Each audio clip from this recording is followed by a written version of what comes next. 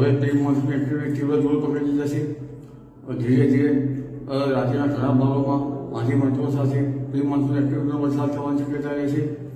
દક્ષિણ ગુજરાતના ભાગો અને લગભગ આહવાના વલસાડના ભાગોમાં વરસાદ થવાની શક્યતા છે. ભરૂચ દાહોદના ભાગમાં વરસાદ થવાની શક્યતા રહે છે.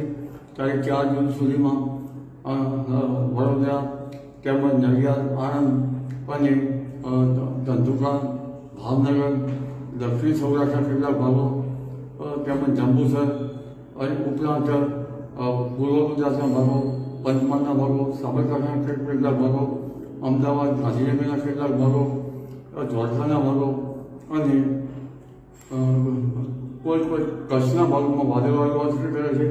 જ્યારે મધ્ય ગુજરાતના ભાગો, અમદાવાદ અને ગાંધીનગર અને દ્વારકા તેમજ લગભગ પંચમહાલના ભાગોમાં અને ગોધરાના કેટલાક ભાગોમાં પ્રી મોન્સૂન એક્ટિવિટી ગાજવીજ સાથે થવાની શક્યતા છે.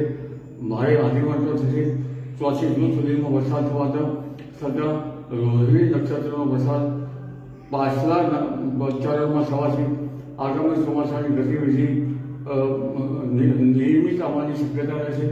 જો કે હાલમાં આકાશ ધીરે ધીરે ગરભાઈ જવા માંડ્યું છે.